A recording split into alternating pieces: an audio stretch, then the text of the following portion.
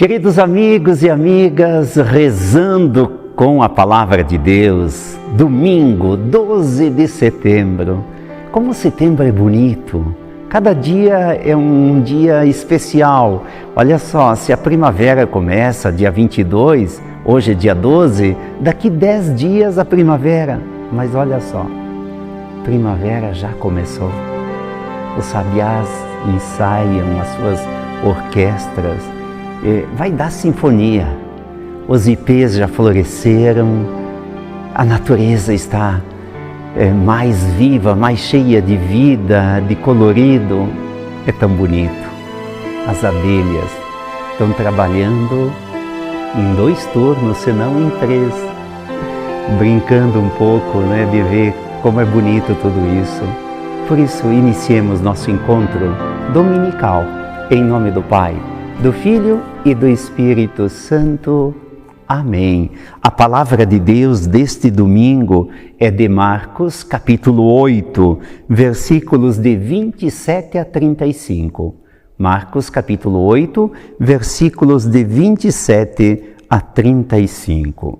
O Senhor esteja convosco, Ele está no meio de nós. Proclamação do Evangelho de Jesus Cristo segundo Marcos. Glória a vós, Senhor. Naquele tempo, Jesus partiu com seus discípulos para os povoados de Cesareia de Filipe. No caminho perguntou aos discípulos: quem dizem os homens que eu sou? Eles responderam: alguns dizem que tu és João Batista, outros que és Elias, outros ainda que és um dos profetas. Então ele perguntou: e vós, quem dizeis que eu sou? Pedro respondeu: tu és o Messias. Jesus proibiu-lhes severamente de falar a alguém a seu respeito.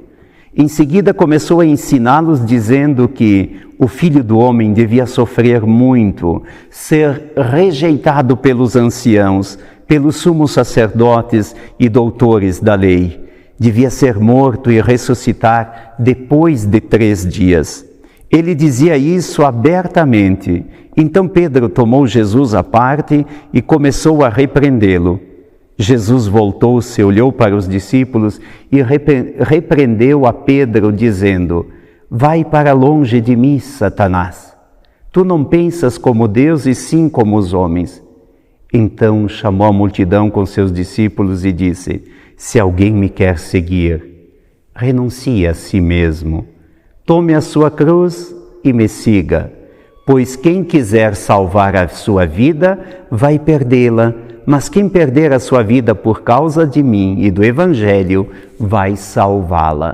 Palavra da salvação. Glória a vós, Senhor. O Evangelho deste domingo mostra Jesus nesse confronto com as pessoas. Vejam que o povo seguia Jesus, um entusiasmado, o outro também, os doutores da lei, com as reservas de sempre, os sumos sacerdotes nem se fala, os fariseus menos ainda, O que acontece? Num determinado momento, Jesus era humano também. Eu acredito assim que ele, num determinado momento, ele até deve ter usado uma expressão que nós usamos. Mas afinal, o que eu estou fazendo aqui? O que eu vim fazer nesse mundo? Sabe que as crises existenciais, elas visitam todas as pessoas. Todas as pessoas são visitadas por crises. E nós precisamos nos dar conta disso, que os momentos de crise são os momentos de profundas perguntas. Perguntas necessárias, perguntas existenciais. Quais foram as perguntas de Jesus? Primeiro, os interlocutores, o interlocutor é o grupo dos apóstolos. Os interlocutores de Jesus mais frequentes, com quem ele tinha liberdade de fazer algumas perguntas, de dizer outras. Jesus usava a ternura e o vigor também. O que Jesus faz? Nessa dúvida que ele tem dúvida. Ele queria saber qual era o nível de compreensão que a população tinha, os seguidores tinham e que os apóstolos tinham em relação à sua vida e à sua missão. A sua vida e a sua missão. Olha só, Jesus chega e ele pergunta para os apóstolos: o que estão dizendo de mim? Vejam que as respostas, elas são variadas, né? Dizem, que és João Batista, que és Elias, ou ainda um dos outros profetas. Os profetas já tinham morrido e teriam ressuscitado e teriam estado com Jesus, isto é, eram esses profetas que estavam aí. Então o povo estava olhando mais o profeta que fazia sinais, muitos sinais e alguns milagres. Aí Jesus não se contenta com esse ibope que ele fez, o levantamento, né, que ele fez com a população em geral. O que Jesus faz? Se volta para o grupo dos 12 e pergunta: e vós, quem dizeis que eu sou? Adivinhem quem toma a palavra? Pedro. Vejam que Pedro é uma liderança que vai se revelando. Pedro é uma liderança que vai se revelando. E o que Pedro diz? Tu és o Messias. Jesus disse, olha aqui, não falem para ninguém. Não falem para ninguém isso, não contem isso. Mas nós sabemos que eles também não se contiveram, né? Eles acabaram falando. Mas Jesus aproveitou e falou para eles uma coisa que Pedro não aceitou e os apóstolos talvez também tivessem ficado assim, machucados internamente, emocionalmente. Jesus diz, olha, vocês estão dizendo que eu sou Messias? Aguentem aí um pouquinho. O Filho do Homem vai ser condenado injustamente, vai ser crucificado e vai morrer e 3 dias depois ele vai ressuscitar. Olha só, vamos nos colocar no lugar dos 12 apóstolos. Eles ficaram sem jeito que o líder iria morrer e de uma forma injusta, porque ele não tinha feito nada de errado. Pedro disse, para com isso, Jesus, não diga isso. Jesus diz para ele, vai para longe, porque tu não está pensando como filho de Deus. Tu está tendo um pensamento de Satanás, que seria não querer deixar Jesus fazer o caminho dele. O caminho dele.